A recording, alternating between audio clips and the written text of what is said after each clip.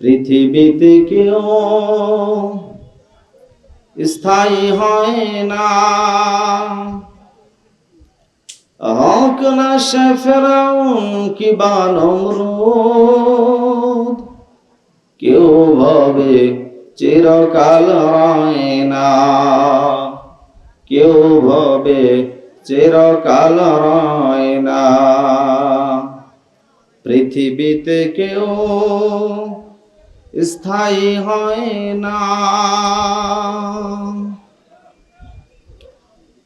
চলে যায় সব ছেড়ে যেতে হয়, মৃত্যু মানে না কোনো পরিচয়।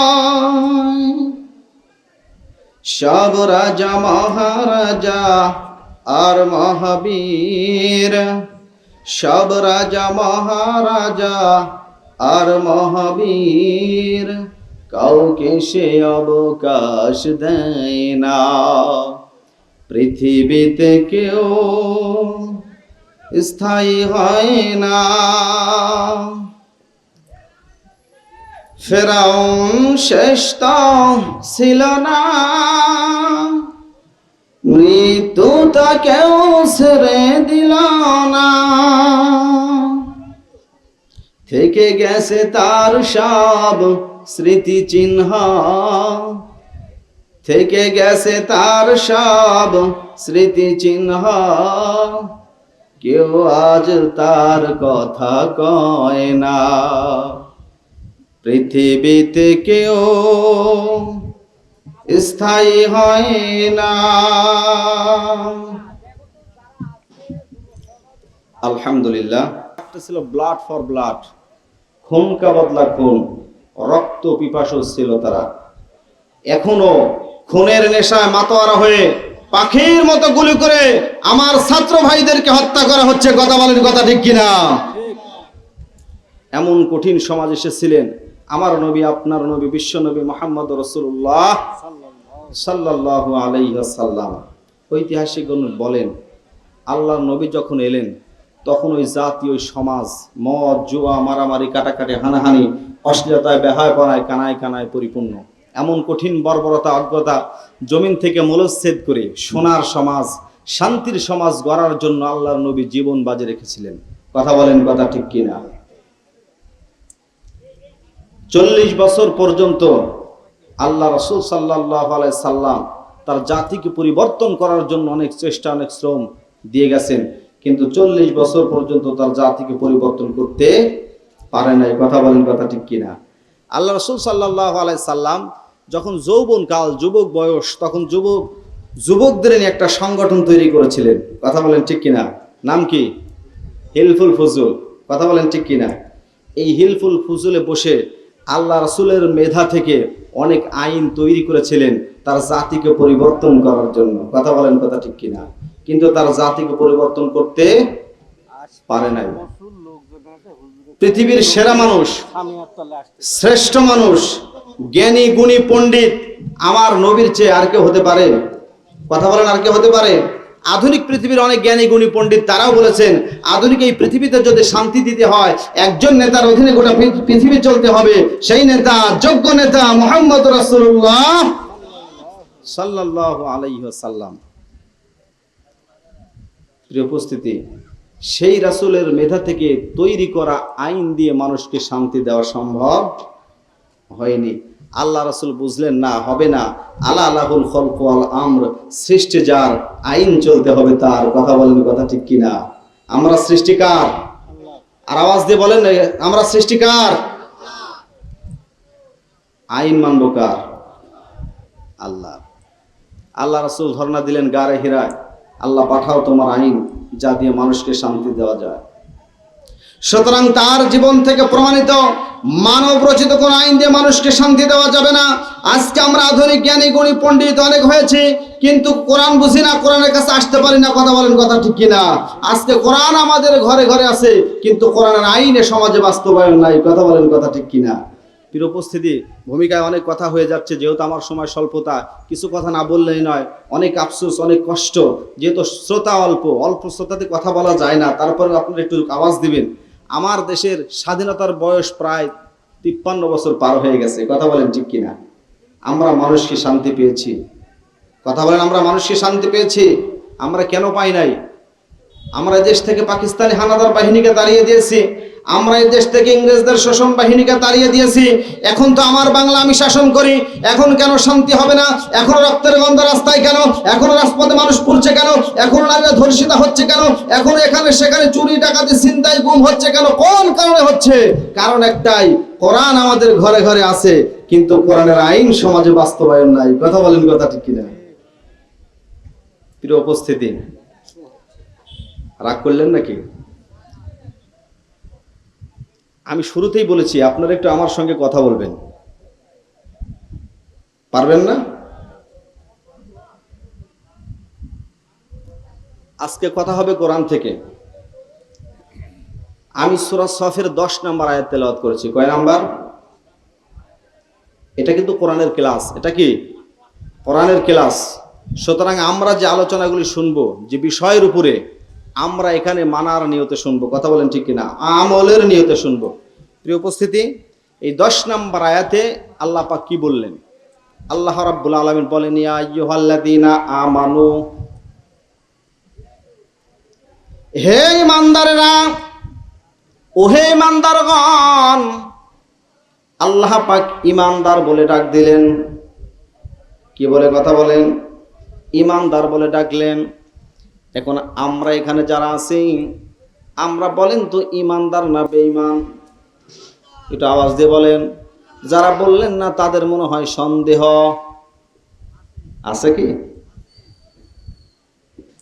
আমরা এখানে যারা বসেছি, আমরা ঈমানদার না বেঈমান?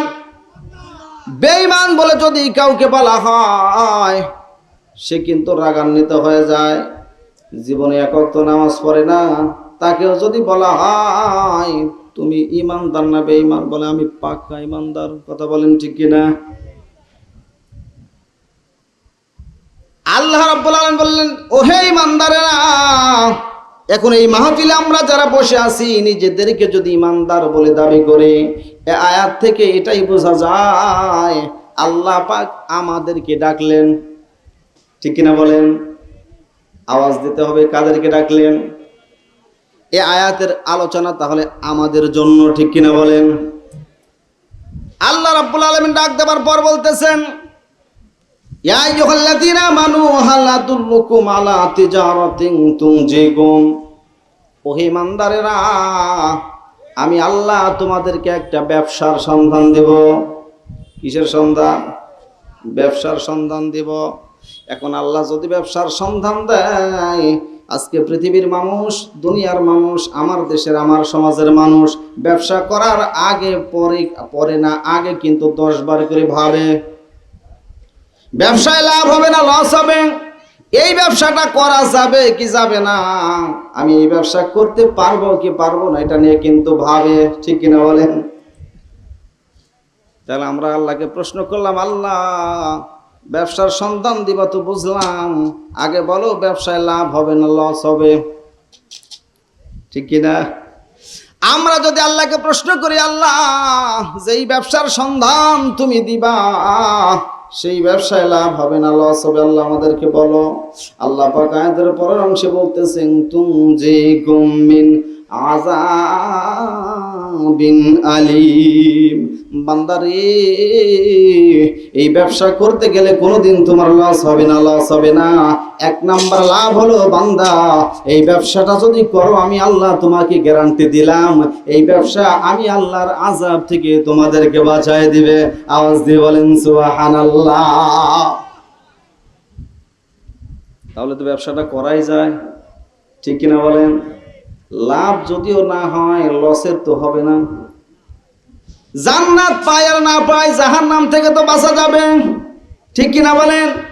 প্রিয় মুসলমান, আজকে প্রতিদিন যদি কোরআনের মাহফিল হয়, আজকে মাহফিল শোনার পর এমন পাবলিক আছে রাত্রে গিয়ে ঘুম দেবে, ফজর নামাজ বাদ সকাল 9টায় উঠবে, আছে না নাই? এমন পাবলিক, আলোচনা শোনার পাবলিক আছে না নাই? প্রিয় উপস্থিতি, আলোচনা ওয়াজ মাহফিল করে যতটা না নামাজি বানানো যায়, আজকে যদি রাত 10টায় পার্লামেন্টে ঘোষণা হয় এক ওয়াক্ত নামাজ না পড়লে 5,000 টাকা জরিমানা, অনাদায়ে 5 মাসের জেল, এই ঘোষণা দিবে রাত 10টার সময়। রাত 12টার সময় যদি আজকে এই ঘোষণা হয়, রাত 1টার সময় পাবলিক গিয়ে মুয়াজ্জিনের ডাকবে, মুয়াজ্জিন ওঠো আজান দে। মুয়াজ্জিন কয় এত রাতে ডাকিস কে? এখন তো ফজরের সময় হয় নাই, তুই ডাকিস কে? কারণ তোকে তো কোনোদিন মসজিদের আশেপাশেও ঘুরতে দেখি নাই, আজকে তুই এখন ডাকিস কে? কারণ ফজর হতে এখনো 2 ঘন্টা 3 ঘন্টা দেরি, ডাকিস কে? মুয়াজ্জিন সাহেব, তুমি তো মোবাইল চালাও না, ইউটিউব ফেসবুক তো দেখো না? আমার দেশের প্রধানমন্ত্রী পার্লামেন্ট থেকে ঘোষণা দিয়েছে এক ওয়াক্ত নামাজ আদায় না করলে 5,000 টাকা জরিমানা, অনাদায়ে 5 মাসের জেল। সওয়াব হোক আর না হোক, আগে জরিমানা থেকে বাঁচি। কথা বলেন ঠিক কিনা? তাহলে আল্লাহ পাক এখানে বললেন তুনজিকুম মিন আযাবিন আলিম, 1 নাম্বার লাভ হবে আমি আল্লাহর আযাব থেকে তোমরা বেঁচে যাবে। সুবহানাল্লাহ বলেন। আমরা আল্লাহকে প্রশ্ন করলাম, আল্লাহ 1 নাম্বার লাভ তো বুঝলাম, আর কোন লাভ আছে নাকি আমাদেরকে শোনাও। আমার আল্লাহ রাব্বুল আলামিন সূরা সাফের 12 নম্বর আয়াত নাযিল করে দিয়ে আল্লাহ পাক ডাক দিয়ে বলতেছেন এগফির লাকুম যুনুবাকুম। বান্দা, 2 নাম্বার লাভ হবে এই ব্যবসাটা যদি করতে পারো, আমি আল্লাহ তোমাদের জিন্দেগীর গুনাহগুলি maaf করে দিব। আওয়াজ দিয়ে বলেন সুবহানাল্লাহ। আমরা আল্লাহকে প্রশ্ন করলাম, আল্লাহ 2 নাম্বার লাভের কথা তো বুঝলাম, আর কোন লাভ আছে নাকি আল্লাহ বলো। আমার আল্লাহ পাক 3 নাম্বার লাভের কথা বললেন ইদখিলকুম জান্নাতিন তাজরি মিন তাহতিহাল আনহার। আমি আল্লাহ তোমাদেরকে বললাম 3 নাম্বার লাভ হলো এই ব্যবসাটা যদি করো, আমি আল্লাহ তোমাদেরকে জান্নাত দেব। আওয়াজ দিয়ে বলেন সুবহানাল্লাহ। জান্নাত দিবা আল্লাহ বুঝলাম, কিন্তু এই জান্নাত তো সুখের জায়গা আমরা জানি, জান্নাত তো শান্তির জায়গা আমরা জানি, কিন্তু জান্নাত আবার পার। আবার যদি জান্নাত থেকে বের করে দাও, কতদিনের জন্য জান্নাত দিবা আল্লাহ বলো, আমরা জানতে চাই। ঠিক কিনা বলেন? জান্নাত তো দিবা বুঝলাম, কিন্তু কতদিনের জন্য? যদি ঢোকাও আবার বের করো তো লাভ কি? আমার আল্লাহ রাব্বুল আলামিন বান্দা এই প্রশ্ন করার পূর্বেই আমার আল্লাহ পাক কোরআন কারীমে নাযিল করে দিলেন, বান্দা জান্নাত দেব কতদিনের জন্য। আয়াতের পরের অংশে আল্লাহ পাক বলেন খালিদিনা ফিহা। আরে বান্দা, আমি আল্লাহ তোকে যেই জান্নাতটা দেব রে বান্দা, চিরস্থায়ী ভাবে তোর নামে রেজিস্ট্রি করে দেব। আওয়াজ দিয়ে বলেন সুবহানাল্লাহ। তাহলে তো ব্যবসাটা করাই যায়। কি বুঝতেছেন না? আলোচনা কাদের জন্য? আল্লাহ শুরুতে কি বলে ডাক দিয়েছিলেন? ইমানদার। আমরা বললাম আল্লাহ আমরাই তো ইমানদার, কারণ আমার বাপ মুসলমান, আমি মুসলমান, আমার দাদা মুসলমান, আমি মুসলমান, উত্তরাধিকার সূত্রে আমি ইমানদার। কও কি আল্লাহ? যদি প্রমাণ না হয় তো ভোটার আইডি কার্ড দেখো। ঠিক কিনা বলেন? তা আমরা তো ইমানদার। আল্লাহ আল্লাহ কোনো ব্যবসার সন্ধান দেব, এই লাভ। ঠিক কিনা বলেন? এখন যেই ব্যবসায় বেশি লাভ হয় সেই ব্যবসায় পরিশ্রম মনে হয় বেশি। ঠিক কিনা বলেন? তাহলে আমাদের এখন একটা প্রশ্ন জাগতেছে, আল্লাহ আমার কথা কি বুঝতেছেন আপনারা? আল্লাহ এত লাভ যে ব্যবসায় দিলা, এত কঠিন কি জানি কোন কঠিন ব্যবসা আমাদেরকে দিবা তুমি, আসলে সেই ব্যবসা যদি আমরা না পারি, কথা বলেন ঠিক কিনা? কারণ আগেই তো লাভ শুনাইলে, লাভের পরে যদি ব্যবসা করতে যাই, যদি চটিপাটি কুচায় যদি আবার চলিয়ে আসা লাগে, হতে পারে কিনা বলেন? আল্লাহকে প্রশ্ন করলাম, আল্লাহ ব্যাপারটা যদি এমন হয়, আমার আল্লাহ পাক কোরআনুল কারীমে সূরা সফ 13 নম্বর আয়াত নাযিল করে দিয়ে বলতেছে, বান্দা ব্যবসা করতে গিয়ে যদি তুমি ক্লান্ত হয়ে যাও, ব্যবসা করতে গিয়ে যদি তুমি হাঁপায়া যাও, আমি আল্লাহ ঘোষণা দিলাম নাসরুম মিনাল্লাহ। আমি আল্লাহ ঘোষণা দিলাম রে বান্দা, ব্যবসা করতে গিয়ে ক্লান্ত হবে যেখানে, আমি আল্লাহর সাহায্য পৌঁছে যাবে সেখানে। আওয়াজ দিয়ে বলেন সুবহানাল্লাহ। আমরা আল্লাহকে বললাম, আল্লাহ অত্যন্ত খুশি। ঠিক কিনা বলেন? লাভও আসবে, তোমার সাহায্যও আসবে, দুইটাই পাবো আল্লাহ। তাহলে ব্যবসাটা কি এবার বলো? ঠিক কিনা বলেন? আমরা আল্লাহকে জানতে চাইলাম, আল্লাহ ব্যবসা করবো, ব্যবসাটা কি একটু বলো। আমার আল্লাহ রাব্বুল আলামিন সূরা সফ 11 নম্বর আয়াত, বাড়িতে গিয়ে দেখবেন, তাফসীর ইবনে কাসির খুলে দেখবেন, আল্লাহ পাক এভাবেই বলছেন। সূরা সফ 11 নম্বর আয়াত নাযিল করে দিয়ে বলতেছে, বান্দা এবার ব্যবসাটা কি তোমরা শোনো। তুমিনুনা বিল্লাহি ওয়া রাসূলি, আল্লাহ পাক বলেন তুমিনুনা বিল্লাহ, ব্যবসাটা হলো ঈমান আনো। কি কথা বলেন? ঈমান আনো আমি আল্লাহ এবং আল্লাহ রাসূলের উপরে। আচ্ছা, আমি আপনাদেরকে একটা প্রশ্ন করতে চাই, আল্লাহ পাক আয়াতের শুরুতে কি বলে ডাক দিয়েছিলেন? আপনারা কথা আমার আলোচনা বুঝতেছেন না? কি বলে ডাক দিয়েছিলেন? কোরআনের ছাত্র হলে জবাব দেওয়া লাগবে। ঈমানদার বলে আল্লাহ ডাক দিয়েছিলেন। ঈমানদার তোমার প্রশংসা আদায় করেছে, আওয়াজ দিয়ে বলেন সুবহানাল্লাহ। আমার আল্লাহর কুদরতি কদমে জোশ লেগে যায়। আল্লাহ পাক ডাক দিয়ে কয়, বান্দারে আমাকে রহমান এবং রহিম বলে কেন ডাকলি রে বান্দা? বল বল রে বান্দা বল, আমাকে রহমান এবং রহিম কেন ডাকলি? আমার এই নাম ধরে কেন ডাকলি রে বান্দা? বল। বান্দা পরে তেলাওয়াত করে জানায় দেয়, মালিক ইয়াউমিদ্দিন, কারণ তুমি আল্লাহই হলে বিচার দিবসের মালিক। আওয়াজ দিয়ে বলেন সুবহানাল্লাহ। আমার আল্লাহ রাব্বুল আলামিন ডাক দিয়ে কয়, বান্দারে আমি যদি বিচার দিনের মালিক হই, আরে বললাম ওই বিচার দিনের জন্য তুমি কি করতেছো, কি চাও আমার কাছে বলো। বান্দা পরের আয়াত তেলাওয়াত করে জানায় দেয়, ইয়্যাকা না'বুদু ওয়া ইয়্যাকা নাস্তাঈন, ও আল্লাহ আমি তোমার গোলাম, তোমার ইবাদত করি এবং তোমার কাছে সাহায্য চাই। আওয়াজ দিয়ে বলেন সুবহানাল্লাহ। আমার আল্লাহ রাব্বুল আলামিন ডাক দেয়, কয় রে বান্দা আমার ইবাদত করে আমার কাছে সাহায্য চাইলে রে বান্দা বল, আমি আল্লাহ তোকে কেমনে সাহায্য করতে পারি বল রে বান্দা বল। বান্দা পরের আয়াত তেলাওয়াত করে জানায় দেয়, ইহদিনাস সিরাতাল মুস্তাকিম, ও আল্লাহ আমাকে তোমার সত্য সঠিক পথ জান্নাতের পথে পরিচালিত করে সাহায্য করো। আওয়াজ দিয়ে বলেন সুবহানাল্লাহ।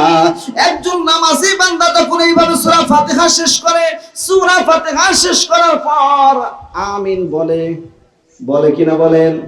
একজন নামাজি বান্দা যখন আমিন বলে, বিশ্বনবী বলেছেন আসমানে ফেরেশতারাও দাঁড়াইয়া সারিবদ্ধভাবে দাঁড়াইয়া আমিন বলে। বান্দার আমিন আর ফেরেশতাদের আমিন যদি মিলে যায়, গফিরা লাহু মা তাকদ্দামা মিন যামবিহি, ওই বান্দার তামাম জিন্দেগীর গুনাহ আমার আল্লাহ পাক মাফ করে দেয়। আওয়াজ দিয়ে বলেন সুবহানাল্লাহ। তাহলে কল্যাণ আছে না নাই? কথা বলেন, কল্যাণ আছে না নাই? জীবনের গুনাহ যদি মাফ হয়, এর চাইতে বড় কল্যাণ আর হতে পারে? তাহলে মুয়াজ্জিন যে ডাক দিয়ে বললেন হাইয়া আলাস সালাহ, নামাজে আসো, হাইয়া আলাল ফালাহ, আসলে তোমারই কল্যাণ হবে।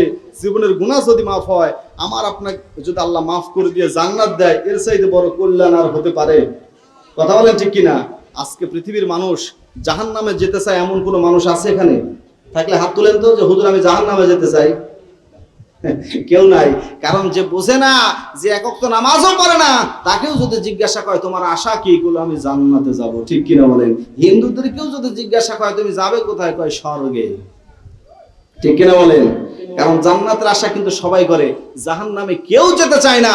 কিন্তু একটা কথা আমাদের বিবেক সারা দেয় না, বিবেক জাগ্রত হয় না। প্রিয় উপস্থিতি, আজকে দেখেন আমরা আল্লাহ পাক কোরআনুল কারীমের মধ্যে বলেছেন, আইনামা তাকুনু ইদরিকুমুল মাউতু ওয়ালাউ কুনতুম ফি বুরুজিম মুশাইয়াদা। পৃথিবীর মানুষ মৃত্যু থেকে বাঁচার জন্য গভীর সমুদ্রের তলদেশে যদি পলায়ন করো, আমার মৃত্যু তো তোমাকে ওখানে গিয়ে থাবা দিয়ে ধরবেই ধরবে। পৃথিবীর মানুষ মৃত্যু থেকে পলায়ন করার পরেও বাঁচতে পারবো না, এটা আমরা বিশ্বাস করি। কথা বলেন ঠিক কিনা? হ্যাঁ, মৃত্যু থেকে বাঁচা যাবে, কিন্তু একটা বিষয় আমার বুঝে আসে না, মৃত্যু থেকে বাঁচা যাবে না এটা জানার পরেও আজকে আমরা মৃত্যু থেকে বাঁচার জন্য চেষ্টা করি কি করি না? কথা বলেন। একটু সমস্যা হলেই ডাক্তার, বড় কোনো রোগ হওয়ার আগেই ডাক্তার। ঠিক কিনা বলেন? প্রত্যেকটা মানুষ, এমন কোনো মানুষ নাই যে মৃত্যু থেকে বাঁচার চেষ্টা করে না। এমন এক সময় এসে যায়, আল্লাহ আমার দুনিয়ার সব সম্পদ নিয়ে যাও, আমাকে জীবিত রাখো। বলে কিনা বলেন? আল্লাহ সব সম্পদ শেষ হয়ে যাক, আমাকে সুস্থ করো, বলে কিনা বলেন? অথচ আল্লাহ পাক বললেন, বান্দা মৃত্যু থেকে বাঁচার চেষ্টা করার পরেও বাঁচতে পারবে না, কিন্তু আমি আল্লাহ গ্যারান্টি দিলাম মৃত্যু থেকে বাঁচা যাবে না। এরপরেও বান্দা চেষ্টা করে বাঁচার জন্য। আমি তাদেরকে বলতে চাই, আমরা মৃত্যু থেকে যতটা বাঁচার চেষ্টা করি, করার পরেও আমরা জানি বাঁচতে পারবো না, কিন্তু জাহান্নাম থেকে যদি এর 10% চেষ্টা করতাম বাঁচার, তাহলে মানুষ বেঁচে যাবে। কথা বলেন ঠিক কিনা? কিন্তু মানুষ জাহান্নাম থেকে বাঁচার চেষ্টা করে না, ঠিক কিনা বলেন? আল্লাহ পাক বলেন জাহান্নাম থেকে বাঁচার চেষ্টা করলেই বেঁচে যাবে, ওখানে চেষ্টা নাই। আল্লাহ যেখানে বলেন চেষ্টা করেও কাম নাই, আমরা হুদাই চেষ্টা করতেছি, ঠিক কিনা বলেন? বোঝা যায়? প্রিয় উপস্থিতি, এই জন্য আসুন, আল্লাহ পাক কি বললেন, কি বলতেছিলাম, যে ইমানদার বলে নিজেকে দাবি করলেই ইমানদার হওয়া যায় না। মনে আছে না? আপনাদের কথা মনে আছে না? এবার আসেন, ইমানদার বলে দাবি করলে ইমানদার হওয়া যায় না। এই জন্য আল্লাহ পাক বলেন, তুমিনুনা বিল্লাহি ওয়া রাসূলিহি, ঈমান আনো আমি আল্লাহ এবং রাসূলের উপরে। কথা বলেন, কথা ঠিক কি না? কিন্তু বড় আফসোসের বিষয়, বড় আফসোসের বিষয়, আল্লাহ এবং রাসূলের উপরে ঈমান আনার কথা আমার আল্লাহ পাক বললেন, কিন্তু আমার দেশের কিছু মুসলমানের সন্তান কুলাঙ্গার আল্লাহ রাসূলকে গালি দেয়, এমন কুলাঙ্গার আমাদের দেশে আছে না নাই? ও কত কয়েকদিন আগে দেখেন নাই, আল্লাহ রাসূলের চরিত্র নিয়ে কালেমা লেপন করা হয়েছে, আল্লাহ রাসূলকে কটূক্তি করা হয়েছে। অথচ আমার আল্লাহ পাক কোরআনুল কারীমের মধ্যে সুস্পষ্ট ভাবে বলেছেন, আমার রাসূলকে নিয়ে যে গালি দেবে, উতুল্লিম বাদা যালিকা জানিম, আমি আল্লাহ তার ব্যাপারে সাক্ষ্য দিলাম এ জাল সন্তান। কথা বলেন, কথা ঠিক কি না? সাক্ষী কে দেয়? কথা বলেন, সাক্ষী কে দেয়? গোপন কথা কেউ জানে না। যে রাসূলকে গালি দিবে বুঝবেন, বুঝবেন এর জন্মের সমস্যা আছে, অবৈধ মায়ের অবৈধ সন্তান। কথা বলেন, কথা ঠিক কি না? আজকে সোশ্যাল মিডিয়াতে দেখেন, একজন আমার দেশের কুলাঙ্গার একজন বলতেছে যে আল্লাহ রাসূলকে সর্বশ্রেষ্ঠ আদর্শ নেতা মানতে আমার সমস্যা আছে। আওয়াজ দিয়ে বলেন না নাউজুবিল্লাহ।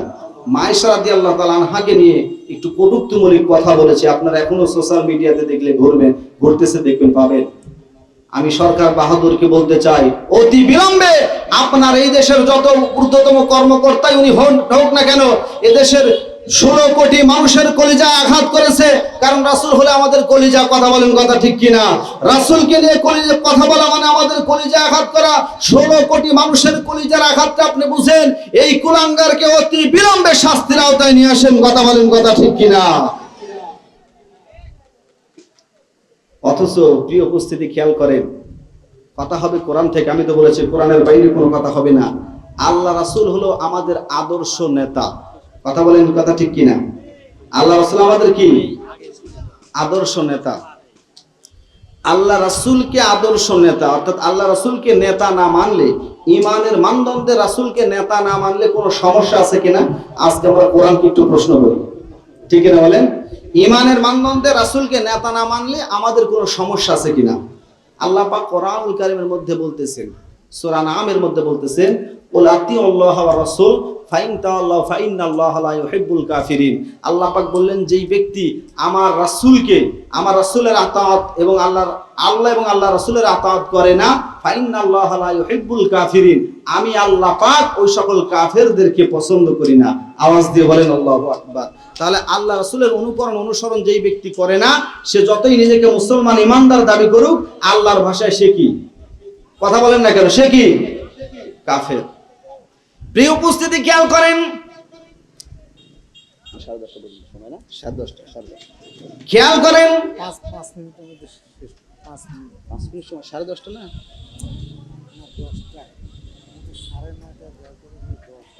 1 ঘন্টা বললো যে না, আমাকে দিচ্ছে তো 9:30, 9:30 দরবার বললো যে 10:30 পর্যন্ত 1 ঘন্টা উপস্থাপক তাই বলে গেল।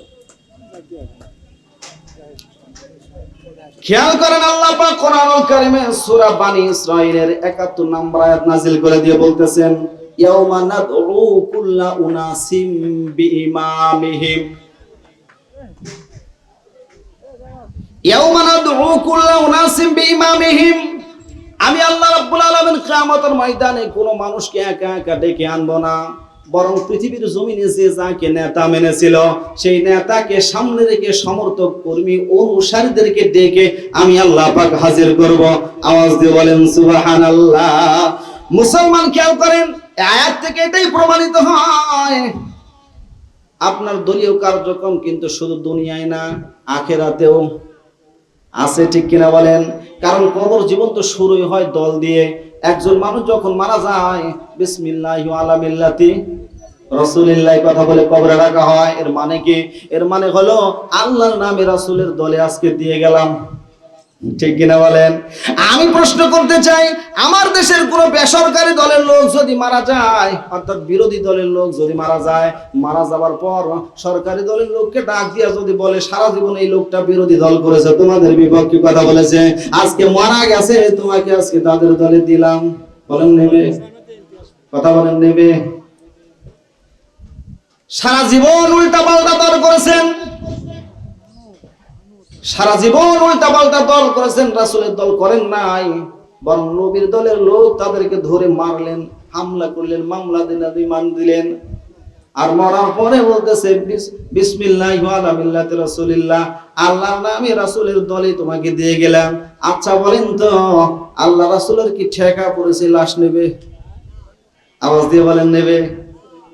এই জন্য মুসলমান বিবেকটা খাটান, আমার সময় স্বল্পতা, মরার আগেই রাসূলের দল করা লাগবে, মরার পরে নয়। এই জন্য আল্লাহ পাক বলেছেন কিয়ামতের ময়দানে কোন মানুষকে আমি আল্লাহ একা একা ডেকে আনবো না। পৃথিবীর জমিনে যে যাকে নেতা মেনেছিল তার নেতাকে সামনে রেখে সমর্থক কর্মী অনুসারীদেরকে ডেকে আমি আল্লাহ পাক হাজির করব।